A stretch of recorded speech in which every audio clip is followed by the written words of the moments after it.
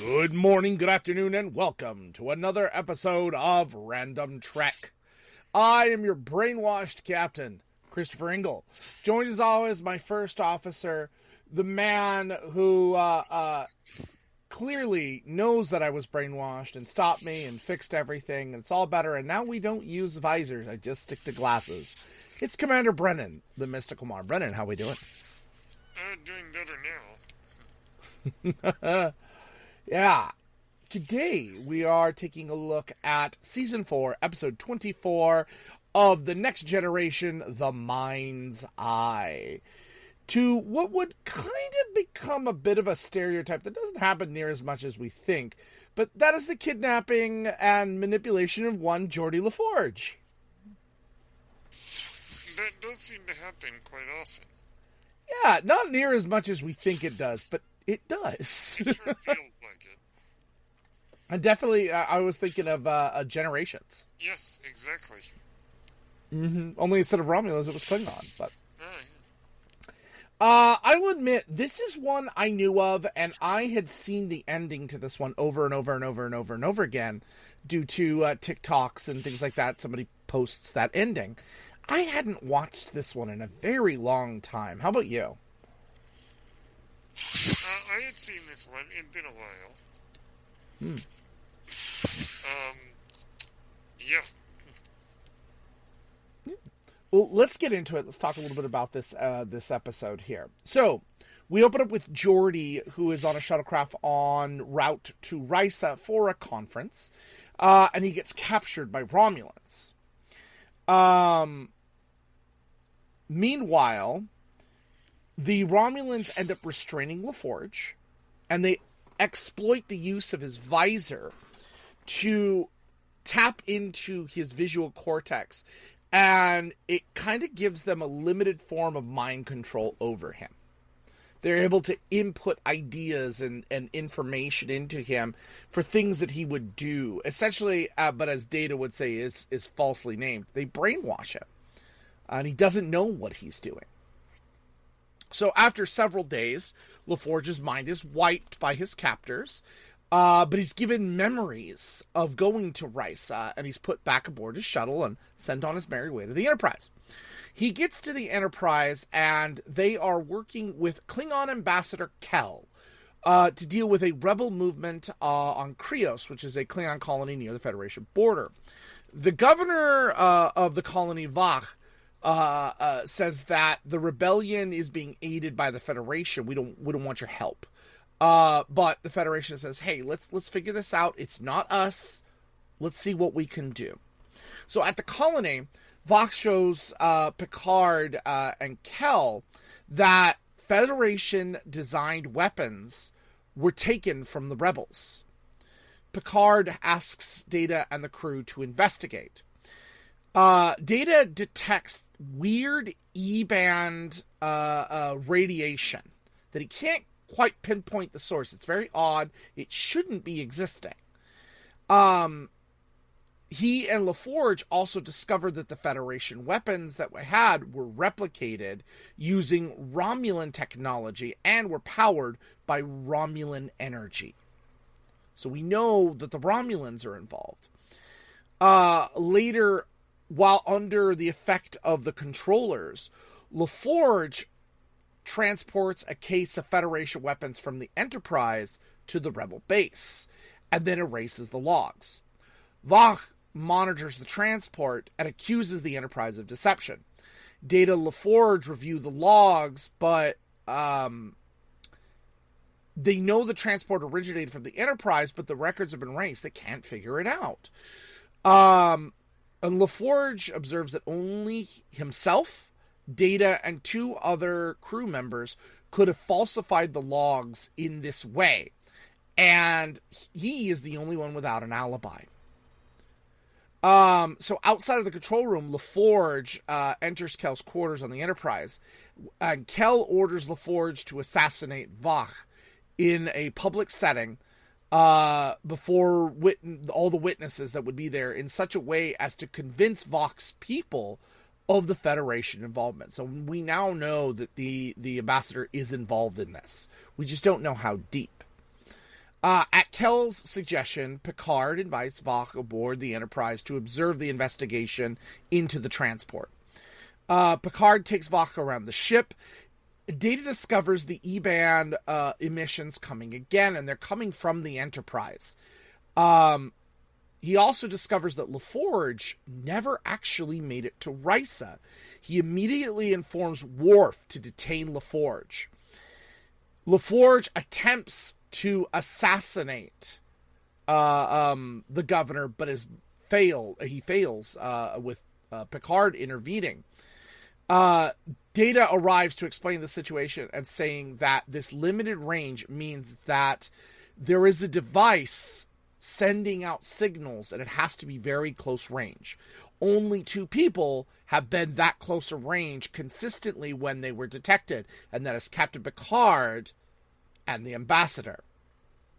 And that if both would agree to a search, we could figure this out. Voq refuses. Picard agrees. But the governor basically says, listen, no, I'm not going to let you search him. I'm going to search him. And they take him to the Klingon ship. Voq, or the ambassador, requests asylum, and Picard says, I will be more than happy to consider asylum for you once you've been absolved of this crime. And that is where that goes. And the episode ends with La Forge talking to Deanna and swearing up and down he went to Risa. He has these memories. And we now have La Forge dealing with the trauma of, being assaulted on a mental level and not knowing what is real and what isn't. Some really actually good ideas here. They really are. This is actually loosely based on the Manchurian Candidate from 1952. Is it? I said 52. Yes, 62. This is why I have you to correct me. But yeah, for 62. One more thing. This, I believe this is actually the first appearance of Sela. I think. Technically, yes. Mm-hmm. We would see her, and then of course we would go on and see her impact in the blockade against the Romulans and the Klingons and the Klingon Civil War and all of that stuff. Sela comes in more and more. So, anyway, that all being said, what do we think of this episode? This is a dark episode. Mm-hmm. This is like heavy. Mm-hmm. Not one of your lighter episodes. Right. It's a good one, but boy, is it creepy. It kind of is, and how Geordi is just out of it. And it really makes me wonder where does Geordi begin and the Klingon or the Romulans end? You know what I mean? Good point. And how he didn't know. He just didn't know. And it's this kind of thing is just nuts. It is indeed. Those Romulans and their mind games. Mm-hmm. I mean, this is part of an interesting storyline. Yeah. About how the Romulans are trying to undermine the Federation. Right. Using very Cold War tactics.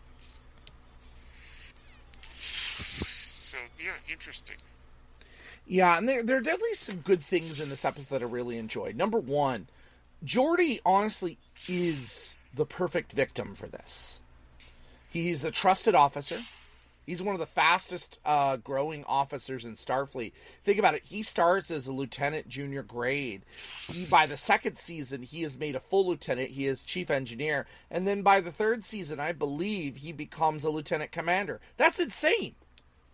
That's speed. So Geordi's got something. He's very intelligent, very smart, trustworthy, but he's vulnerable because of the visor. He makes him absolutely perfect. And he's unassuming. He's so kind. He's not a warrior. He's not, he's someone people would not suspect. It's true. But I think what's interesting here is this really shows us how even good people can be manipulated. It's true. You know, and this is a little bit of espionage and science fiction in a way, but the question I want to ask to you, could this, and not this literally, but could this happen to anyone in the right conditions? Probably. Mm-hmm. Unless they have really good mental discipline. Right, we can't all be Professor Severus Snape. I've been watching Harry Potter with my students and reading the books, and I think of his ability to block the mind reading and things like that, and that would have helped Geordi here just a tiny, tiny, tiny bit. But this also leads to a problem with the visor. The visor is an interesting thing. Like, it is this great piece of technology. It can do so many things, and yet it becomes a crucial weakness. And not the first time. Or not the last time this will happen. It happens a lot. It does. You know, it's technology being exploited. Something that we see today with all of the technology and connection to signals that we have. Our data is open a lot of times. No matter how hard we try, it's there. And we don't even realize it. You know, and Geordi is this way right now. I think this was way ahead of its time right here. You know, or even the idea of privacy. They can see everything he sees. They can experience everything. I mean, medical tech, you know, privacy concerns, things like that.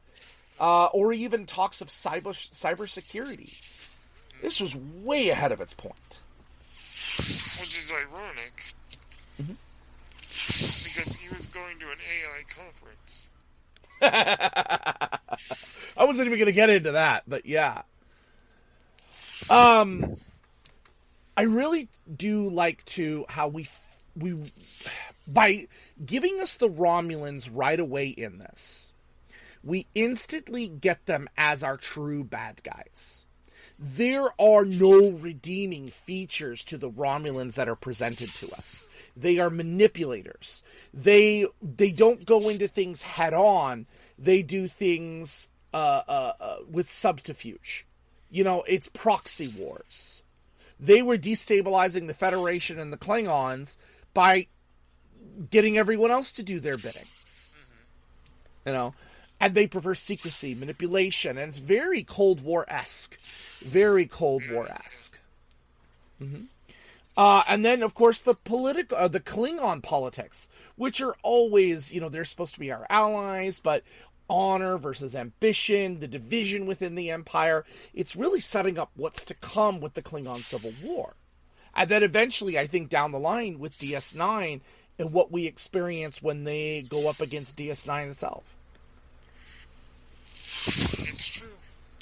Mm-hmm. Couple other things I really like in here, and then we'll go into the details of individual performances and what have you. The idea of losing free will and the mental effects that something like this happens. The scariest part for this, to me, is not the plot, but that Geordi can't trust himself anymore. Yes. What I don't like is because TNG was episodic, we never get more of that later on. Good point. I would love to have seen Geordi having to work, even for years if you had to, on being able to trust himself again. You know, this idea of identity, autonomy, and the psychological horror in Star Trek, how memory shapes our morality, and the fear of becoming a weapon, being used by people and you don't even know it. Mm-hmm. It's emotionally disturbing. And that ending was so good. It leads me into LeVar Burton's performance. And he does such a good job balancing confusion, paranoia, fear, and the hidden programming. And what's really effective to me were the real subtle personality shifts. One, I can't tell when he's Geordi and when he's manipulated Geordi. I can't see where they begin and end. That's some talented acting. It is, yeah. This is a really good episode for him. Really, really, really, really, really good. Indeed. Any other comments on this one? This is a good episode. Mm-hmm. I would definitely say don't skip this one. No, it does start a stereotype, but this is done well, and the acting job is fabulous. This is I wish there was more trauma for him to deal with. But remember, we don't have trauma and conflict in the 23rd and 24th century. Apparently not. Oh, this is one too that I think actually would have been a better movie overall. No, it's a great episode, but I feel they could have built this out. And when I said this was based on the Manchurian Candidate, I could see this as Star Trek Manchurian Candidate. This would have been the story I would want to see for generations. Instead of focusing on Data, now what happens to Data and the motion chip and all of that, let's continue to use Geordi. Let's use Geordi in that way. And that becomes the problem. We discovered Geordi's been manipulated. Maybe, and again, I know Geordi manipulated again. I don't know.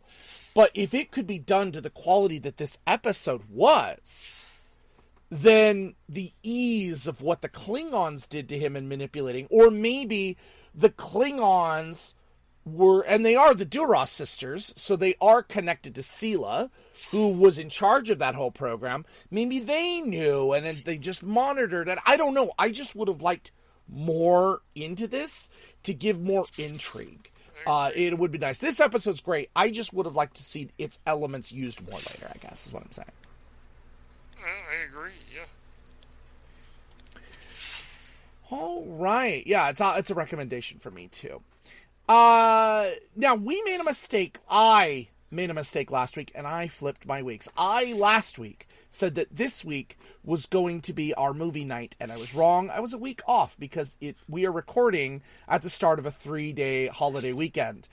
So my brain instantly went to, it's movie night, and I was just wrong. So we did TNG. Next week, we will be doing Throw Mama from the Train. I have just received. Huh? I have just received a transmission Yes. that Jeff will not be able to join us. Oh, Jeff asked us when I mentioned this. He wanted to join this. I may talk my wife into joining us for this one because I had her watch it with us, and it's a good fun comedy. So I may just have my wife join us. Seen it. You really? Oh, Nope, never seen it. it is a dark comedy. It is what it is. I hope you enjoy it. It's very 80s. But I learned a few things about this film that I didn't know, such as the titular Mama got an Oscar nomination for this film. I actually knew that. Oscar nominations in comedies? Are we crazy? But yes, so we'll have a guest next week. We will see who that is. Not sure, but we are still going to watch Throw Mama from the Train, and I am very, very excited to discuss that. Then the week after, as we go into June, we will be going into Deep Space Nine. All right, here we go. Wheel of Morality, turn. Tell us the season we should burn. Season 6, Episode 9, Statistical Probabilities. This is the introduction of Bashir's genetically augmented friends. Yep. I like this. I like these characters. This is something that's a lot of fun. This one and its sequel episode down the line are really good. In a way, reminds me of Flowers for Algernon, which was a story I loved growing up. Merciless. And maybe we'll talk a little more about that down the line. But yes, Deep Space Nine in 2 weeks. So, Brennan, where can the people find you? You can find me on Blue Sky. At Brandward at Loose Guided Social. Antle Podcast Spotify YouTube. At Page Turners They Were Not. You can find me on Twitch and Twitter at Ingle1984. And as always, we end every episode. Kapla! And live long and prosper. Peace and long life.